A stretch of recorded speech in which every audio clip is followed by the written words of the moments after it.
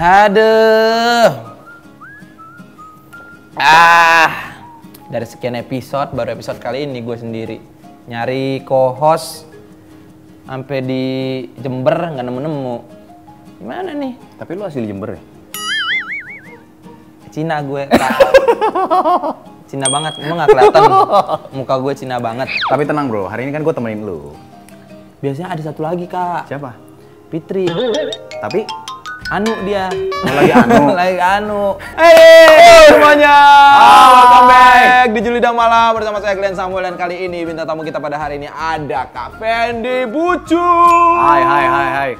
Hey. Long time no see ya. Iya, Meskipun long time kita no baru see. pertama kali ketemu. Tapi kan kita sering ketemu di aplikasi yang lagi viral itu. Oh, oke. Ya kan? Iya benar. Si klub Benar. gitu kan. Ini Si sering Anu. banget berkeliaran di situ tuh. Enggak lah, lu kali yang lebih gila lu nya. By the way, buat yang belum kenal Kak Fendi ini dia salah satu alumni Idol juga. Tahun berapa Kak?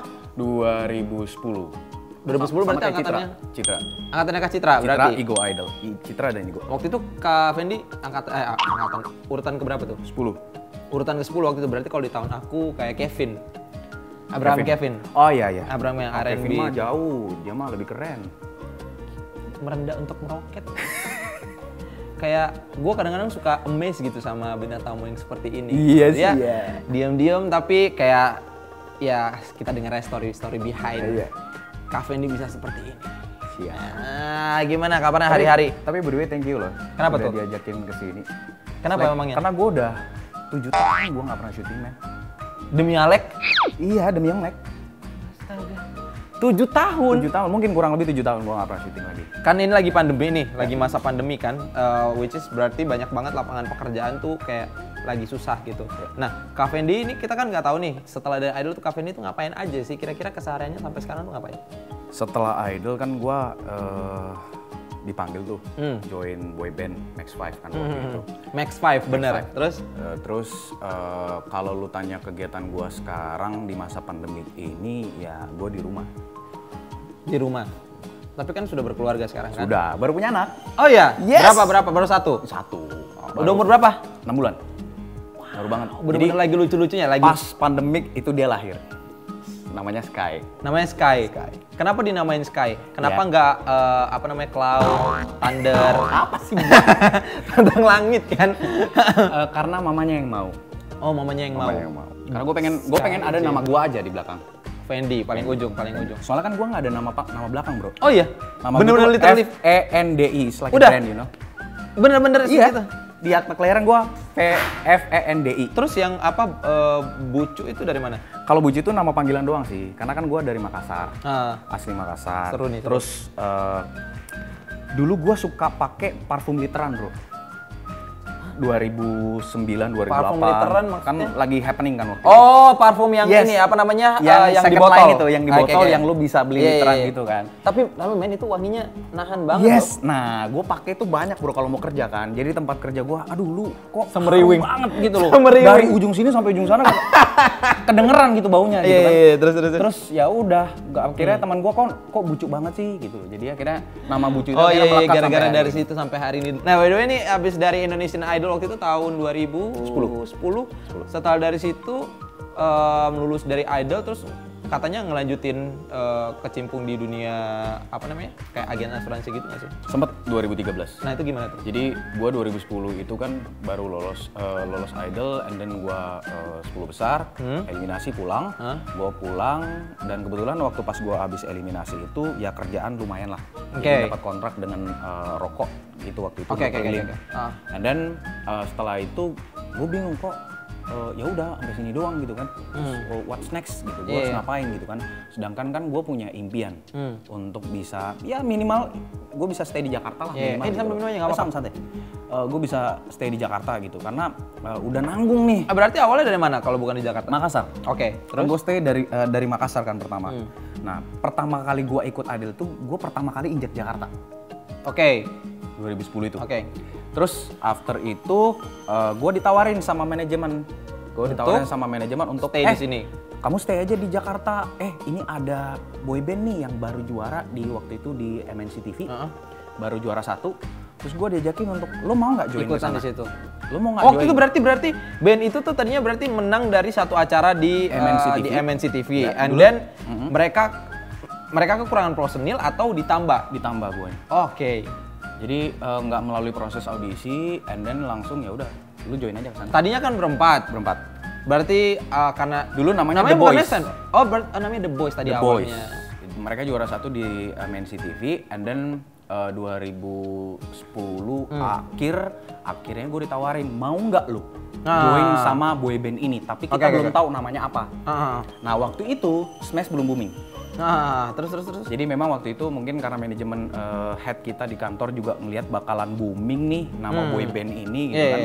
Akhirnya ya udah gue ditawarin buat join. Nah awalnya tuh pergolakan bro, gue join. Maksudnya kenapa tuh? Karena ngerasa kayak gue nih. Iya kan gue bisa berdiri sendiri. Harusnya gue bisa berdiri sendiri. Ngapain gue harus di grup? Gue kan solois gitu kan sih?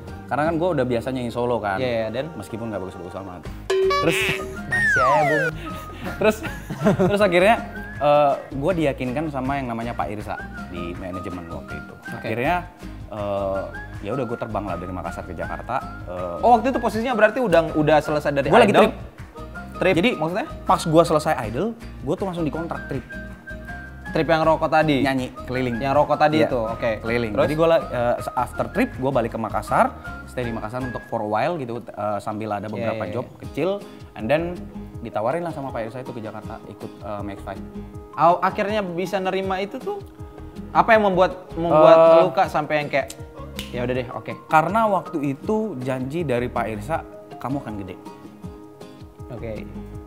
Kalau kamu sendiri, kamu akan struggling. Soalnya pada saat itu mungkin lagi zamannya boyband ya? Akan masuk zaman boyband. Oh baru itu Smash udah ada belum? Akan masuk, udah ada Smash tapi belum booming.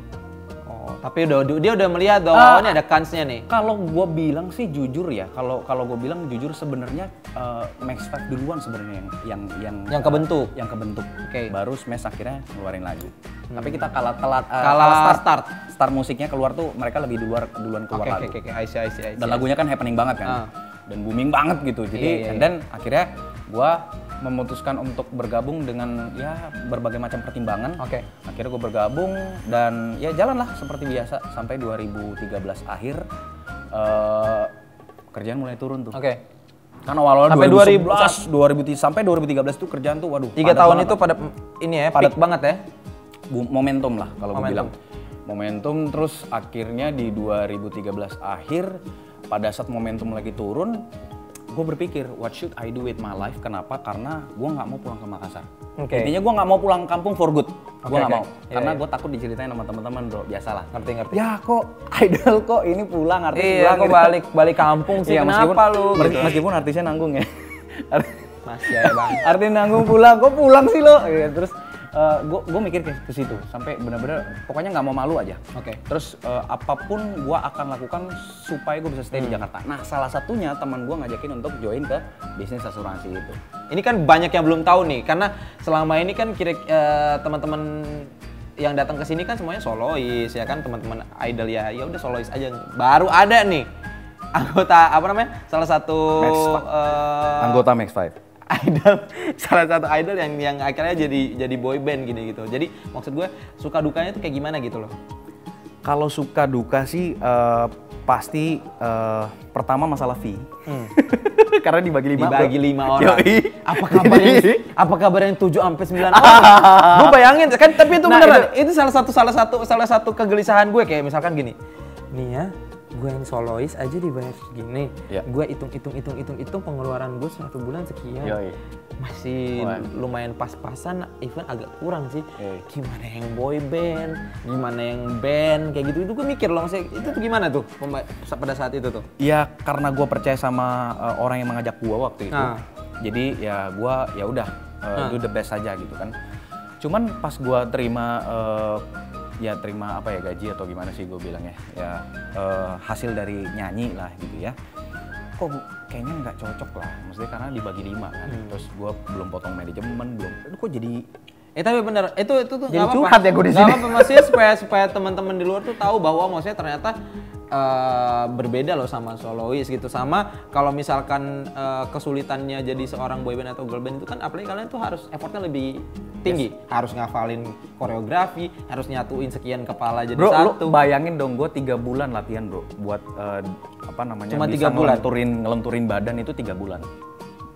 Mostly sih ya sepanjang kita berjalan kita latihan. Gitu. Basicnya bisa ngedance juga atau nggak sama sekali? Nggak bisa. Bener-bener berarti masuk dari situ cuma modal punya modal suara aja? Di training 3 bulan doang? 3 bulan. Gue dulu pernah ngejob itu sehari bisa 4 panggung. Apa nggak lentur tuh badan lo? Wah, pulang-pulang lo begini nih. Dari Kalimantan terbang ke Medan. Lu bayangin bisa. Turun pesawat perform. Gitu. Nah, ini pertanyaan serius nih menurut gua. Nah, lu kan kayak ini Kak, kerjaan kan sepadat itu waktu itu. Otomatis kalian tuh effortnya lebih gede daripada kita penyanyi solo yang kita cuma nyanyi kalau emang capek ya nggak usah gerak ngapa-ngapain. Kalian kan harus sambil ngedance. Itu kan ngaruh banget sama performa suara kalian kan. Which is kalian pernah nggak sih, maksudnya kayak dapat satu ketika yang aduh suara gue lagi nggak enak, akhirnya kalian lip sync aja. Pernah nggak? Kita memang komit dari awal.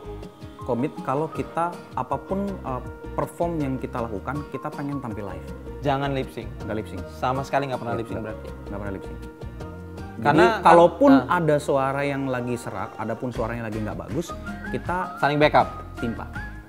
Dan yang paling kita banggain dari Next Track ya, karena kita akhirnya berhasil ngeluarin album waktu itu, satu album, full album, dan 100% dari album itu hasilnya? Kita ciptain sendiri. Kita ciptain sendiri. Musik bener-bener sendiri? Musik pun kita build sendiri. Enggak, meskipun ada beberapa bantuan dari musik arranger ya, yang bantuin kita. Tapi menurut gua kenapa kalian bisa se-passionate itu dan kalian bisa akhirnya ngeluarin single apa segala macam semua atas dasar buat sendiri semuanya, itu semua karena memang pada passionate semua kan? Karena bukannya yang kayak disatuin gitu, emang pada ikut kompetisi masing-masing meskipun Cavendi beda sendiri kompetisinya. Jadi emang pada bisa punya kans di situ. Karena kan ada boyband sama girlband kan yang cuman ya udah karena dia cakep, karena dia cantik, jadi ditarik gitu, dipaksa untuk jadi penyanyi dan dancer gitu kan. Di antara semua boyband yang ada di Indonesia, cuman ada 2 boyband yang berhasil buat album. 3 salah lah. Satunya 3 boyband. Salah satunya gua. Kobe Junior, Smash, dan kita. Bro, tepuk tangan di sini. Gila. Tepuk tangan dong, woi. Gila. Tapi itu adalah salah satu, lu sadar nggak sih Kak kalau itu salah satu achievement di hidup lo? Karena itu visi kita dari awal. Iya, kadang-kadang sorry tuh saya ya, masa kadang-kadang beberapa orang ada yang kayak underestimate. Bisa nggak ya gitu? Maksudnya kan kayak ya lah, boy band, girl band, apa sih yang lo bisa awalnya gitu, bro. Harapin dari itu. Awalnya pasti gitu. Kan ini gak mau munafik ya, pasti kan banyak orang yang kayak gitu. Ini lu boy band, lu girl band, apa yang bisa lo tidak akan seberhasil solois lah ibaratnya gitu. Tapi lo sendiri udah ngerasain kan manfaatnya? Iya, dari boy band ini sebenarnya ya, dari gua tampil di TV hampir tiap hari bro, itu membuka membuka opportunity baru buat gua. Setuju. Gitu. Jadi gue juga mikir waktu itu kita juga tahu lah gitu kondisinya kalau boyband ini hanya musiman. Iya.